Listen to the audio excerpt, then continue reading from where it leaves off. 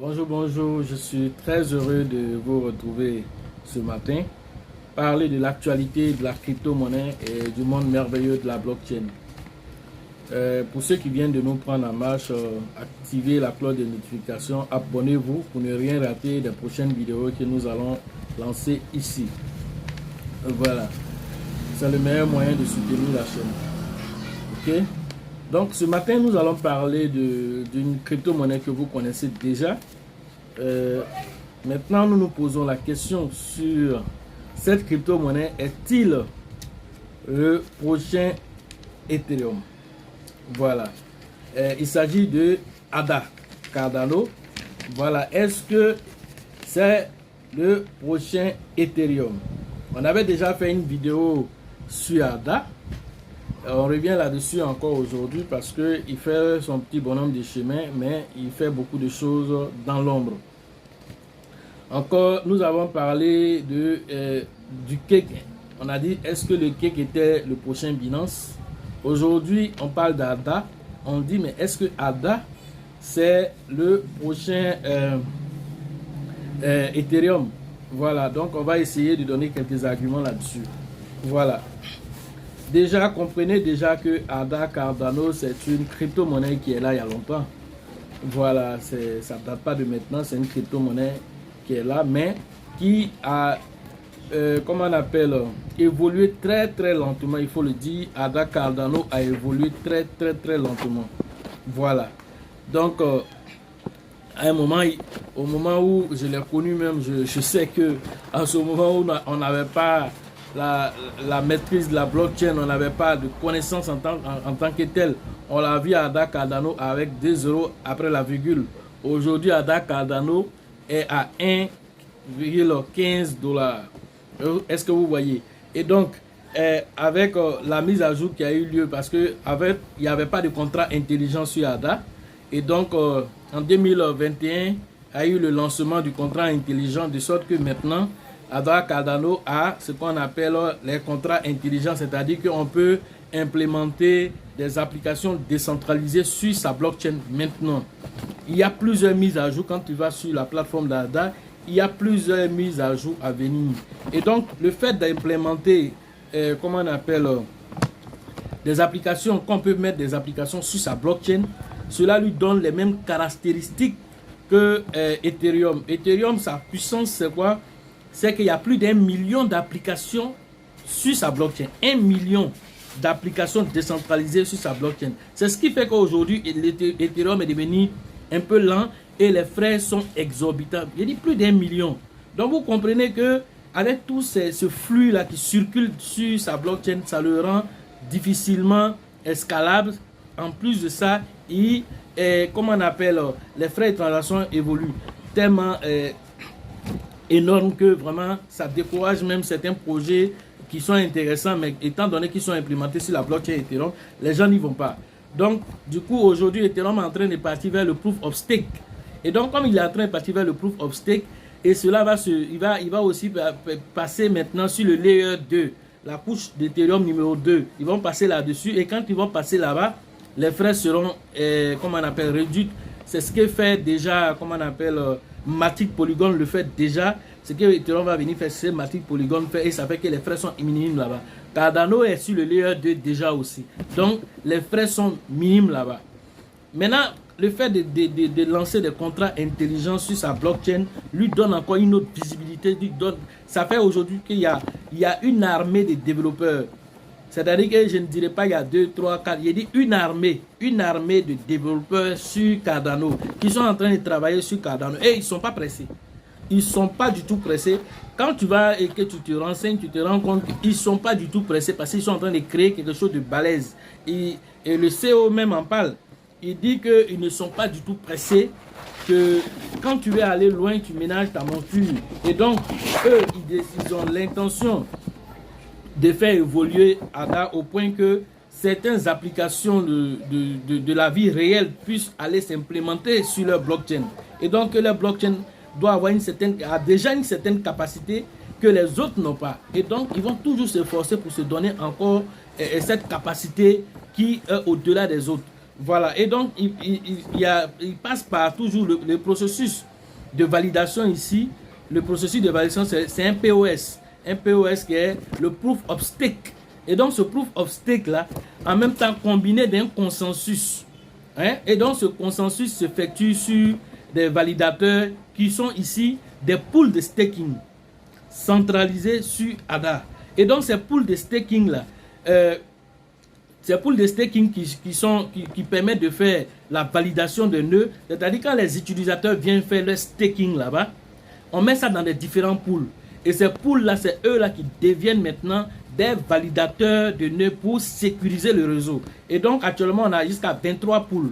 Et donc, les 23e pools ont été mis dernièrement quand Cardano a mobilisé dernièrement 1,5 milliard de tokens qui ont été stockés sur sa blockchain en 12 heures de temps.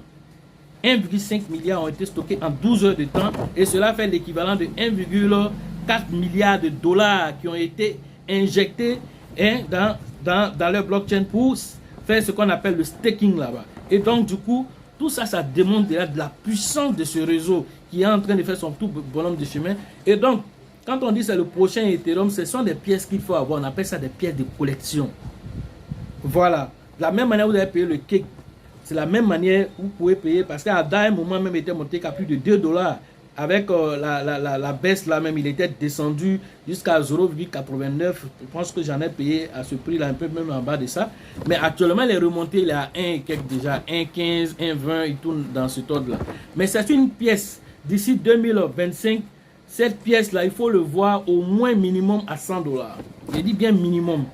Voilà, d'ici 2025, avec tout ce qui est en train de se mettre autour, quand ils vont commencer à les développer au fur et à mesure, parce qu'en fait, lui, il fait des bons. Lui, quand c'est-à-dire, il est lent, et puis quand il bouge, il fait des bons. Quand il bouge, il fait des bons. Donc, du coup, il peut quitter 1 dollar, se retrouver à 5 dollars, comme s'il n'a rien fait. On dirait c'est amusement. Donc, 5 dollars, là, c'est rien. Ça, c'est rien pour lui.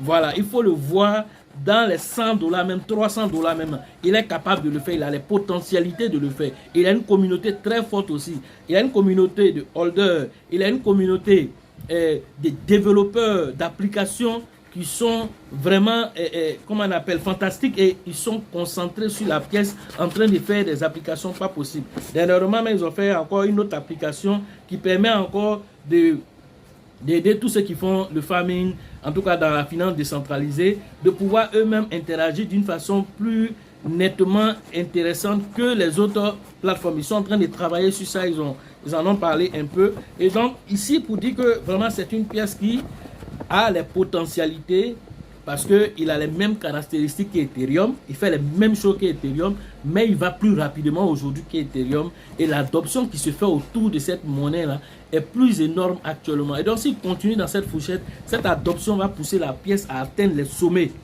Voilà de quoi nous sommes en train de parler ici. Et le CEO le dit, il n'est pas du tout pressé pour atteindre ses objectifs. Voilà, il le dit, l'adoption... la blockchain de gouvernance et tout ça, c'est géré aussi par, comment on appelle, ils ont une fondation. Ils ont une fondation et donc cette fondation-là, elle a pour rôle de gérer la bonne gouvernance de la blockchain. Cette fondation comment on appelle, a pour rôle aussi de gérer tout ce qui est la commercialisation, d'appuyer toujours la technologie. Donc, ils ont alloué 20% des ADA mis en circulation ont été alloués à la fondation. Et la fondation utilise ces fonds-là pour le développement du projet. Voilà, donc tout ça c'est intéressant pour la pièce. Et donc comme je le disais, ils ont un market cap aussi très élevé aussi. Et donc à l'heure de cette vidéo là, donc le market cap est actuellement à 36 milliards de dollars. Ils sont 7e. Hein, sur CoinGecko, ils sont classés en 7e position. En 24 heures, ils ont vendu plus de 3 milliards 352 millions de dollars, c'est-à-dire de volume d'échange en 24 heures. Voilà ce qu'ils font. Et donc, ce n'est pas n'importe quelle pièce qui est en train d'évoluer de cette façon-là. Et donc, avec un supply et le supply qui est en circulation, quand on déduit les 20% qu'ils ont enlevés pour la fondation, le marketing, la bonne gouvernance de la blockchain et tout ce tralala là, il reste que 31 milliards de pièces en circulation actuellement. Voilà. Et je viens de dire que 1,5 milliard de coins ont été, comment on appelle, stakés. Donc tout ça là, ça réduit l'offre en circulation et cela a un impact considérable sur l'évolution de la monnaie. Et donc, c'est une crypto-monnaie qui est aussi très décentralisée. C'est l'une des crypto-monnaies les plus décentralisées même actuellement. Ça, je le dis. Le Shiba est décentralisé. Lui, il est très, très décentralisé aussi, au même titre que le Shiba aussi. Et donc, c'est une crypto-monnaie qui a de la, comment on appelle, de la visibilité dans presque tous les continents. Il y a des holders de cette monnaie. Et l'objectif du CEO, c'est de la rendre encore plus décentralisée encore. Voilà un peu ce qui dit. Il dit, nous ne mesurons pas la valeur d'une tâche par son défi, mais par ses résultats. Voilà ce que le CEO dit. Voilà. Et donc le CEO, c'est qui? C'est pas n'importe qui. Hein. Le CEO, c'est pas n'importe qui. C'est Hoskinson qui est l'un des cofondateurs anciens d'Ethereum. Voilà, il était avec Vitalik Buterin. Donc il a quitté là-bas et puis il allait créer maintenant Cardano. Donc c'est pas n'importe qui. Celui qui a créé Cardano, ça dit que c'est comme s'il a la même formation que Vitalik, mais étant donné qu'il y avait des divergences d'idées, il a quitté là-bas pour aller créer pour lui maintenant. C'est pourquoi j'ai dit c'est le prochain Ethereum. Donc ce qu'Ethereum fait là, lui c'est même déjà aussi, parce qu'il a la même capacité et lui il s'est entouré plus des scientifiques. Voilà pourquoi les différentes mises à jour de Cardano, dont on donne le nom des différents scientifiques. Voilà, des différents scientifiques. Même le nom Cardano, j'ai déjà dit ça dans la première vidéo que j'ai fait sur Cardano. Voilà, c'est le nom d'une femme, la première femme. Le nom Cardano, c'est la première femme qui a, comment on appelle, qui a réussi à créer le langage informatique que nous connaissons aujourd'hui, qui a été développé. C'est une femme qui a lancé. Donc, en reconnaissance de tout ceci, ils lui ont donné, comment on appelle, le nom comment on appelle, de leur token. Et donc, tout ça, c'est pour dire que eux, ils sont beaucoup plus basés sur la science et en fonction des recherches scientifiques qu'ils font, ils essaient d'implémenter les blockchains dans ce sens-là. Et donc, qui dit une blockchain très évoluée, une blockchain qui se donne, comment on appelle, toutes les capacités technologiques qu'il faut, alors c'est quelque chose qui sera utilisé non seulement dans le monde de la crypto-monnaie, mais dans le monde traditionnel aussi, de la finance aussi. Et donc, tout ça, c'est ce qui fait que nous disons que Cardano a la potentialité d'être le prochain Ethereum. Voilà. Donc, voilà ce que nous pourrions dire sur cette crypto-monnaie qui fait son petit bonhomme de chemin, mais dès qu'il bouge net, là, il fait des exploits. Dès qu'il bouge net, et il a déjà fait beaucoup de millionnaires déjà. Et donc, je pense que dans les prochaines années à venir, c'est une pièce sur laquelle il faut compter aussi. Voilà. Autre actualité, il y a le Baby Doge qui vient d'atteindre 1,1 million de followers, voilà, sur Twitter. Et donc, ce n'est pas négligeable. Le Shiba avait déjà fait cela. Donc, le Baby Doge vient d'arriver à ce niveau. Et donc, c'est quelque chose à notifier. Parce que c'est voilà encore une autre crypto-monnaie qui fait tout pour se donner de la visibilité, pour se donner de la quintessence. Et donc, c'est une crypto-monnaie qui n'est pas aussi trop pressée dans sa lancée, ce qui décourage certains holders. Parce qu'aujourd'hui, tous ceux qui ont raté le Shiba, comment on appelle, au lancement, aujourd'hui, tous, en tout cas, se sont rabattus sur le Baby Doge et en ont pris massivement. Et donc, tous ceux-là attendent que le Baby Doge brûle beaucoup de zéros pour que vraiment ils puissent profiter de toutes ces richesses que ça va leur envoyer. Mais ce que je peux leur dire, ne soyez pas trop pressés. Voilà, quand vous êtes holder, comme je l'ai dit, arrivez à vous projeter. Ce n'est pas facile, je le sais, parce que c'est ce que j'ai dit, il faut avoir un aide assez. Il faut pouvoir se projeter au moins sur 5 ans. Voilà, là quand tu arrives à te projeter aussi, parce que quand tu vois les brûlures qui sont faites chaque anniversaire, 4 trillions de pièces, 4 millions de milliards sont brûlés, et donc souvent certains disent mais on ne sent pas l'impact immédiat sur la monnaie. Oui, effectivement, vous ne pouvez pas sentir l'impact souvent immédiat sur la monnaie, mais c'est à long terme que vous allez sentir ces impacts-là. Surtout même quand l'adoption massive continue avec les publicités qui sont faites autour. Et donc, du coup, le Baby Doge va vraiment surprendre les gens un matin. Donc, d'ici là, quand tes portefeuilles sont sécurisés, voilà une autre chose encore qu'il faut. Il faut sécuriser tes acquis d'abord. Quand tes acquis sont sécurisés, peu importe où on s'en va, là, tu vas y arriver. Et donc, pendant qu'on est dans la période de baisse, là, on ne pleure pas. C'est le moment d'accumuler, d'accumuler, d'accumuler.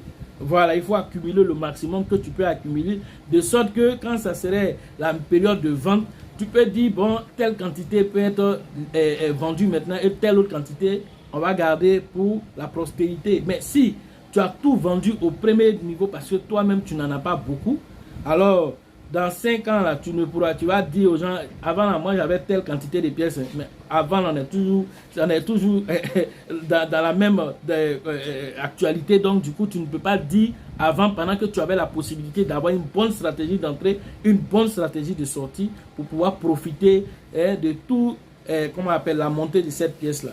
Donc, ce que je peux dire aux holders, c'est de patienter et d'encourager comment on appelle cette crypto-monnaie, de continuer à holder, de payer encore d'autres pièces pour pouvoir atteindre vos différents objectifs. Voilà. Donc, la chance accorde ses faveurs aux esprits avertis et aux esprits entrepreneurs. Si vous pensez que la formation coûte cher, vous pouvez essayer aussi l'ignorant, mais vous allez payer encore plus cher. Alors, pour les formations en ligne, c'est tous les jours que nous faisons la formation. Donc, le numéro WhatsApp est dans la description de cette vidéo. Alors, vous pouvez rentrer directement en contact avec moi pour vos différentes formations en ligne. Voilà. Et donc, la formation physique à Abidjan, c'est avec le leader Elisabeth, le leader Bill et puis le leader comment on appelle Georgette. Voilà, donc ils vont interagir avec vous pour vos différentes inscriptions pour que en mai prochain, voilà, nous puissions faire la formation au niveau d'Abidjan. Au niveau de Ouagadougou, c'est avec le grand leader Dieudonné du 16 au 18 avril prochain, si rien ne change. Voilà, donc nous allons faire la formation à Ouagadougou, voilà, pour la 3e édition. Au niveau de la RDC, voilà, au Congo, c'est avec le leader Faustin que nous allons interagir là-bas. Alors, allez vers lui pour faire vos différentes inscriptions. Et puis, dès que toutes les commodités sont OK, nous serons dans la zone pour pouvoir faire la formation là-bas. Pour la formation au niveau du Togo, c'est toujours avec le leader Abraham qui va interagir avec vous pour vos différentes inscriptions dans la zone. En Côte d'Ivoire, du côté de la côte au niveau de San Pedro, alors nous avons le leader Teibi Joseph qui va interagir avec vous pour les différentes inscriptions dans la zone. Donc, rentrez en contact avec lui pour que les inscriptions se fassent très rapidement afin que nous soyons dans la zone pour faire la formation. À Daoukro, c'est toujours Yaya qui va interagir avec vous dans la zone de Daoukro. Dans la zone d'Abengourou, alors nous avons le leader Yapi qui va interagir pour vos différentes inscriptions dans la zone de, comment on appelle, d'Abengourou. Dans le Grand Ouest, nous avons le grand leader Nyawa qui va interagir avec vous pour vos différentes inscriptions là-bas. Je le salue déjà au passage pour tous les efforts qu'il fait. Voilà, au niveau du Grand Nord, c'est Akoro. Alors, c'est le leader JJ qui va interagir avec vous pour les différentes inscriptions dans la zone. Voilà.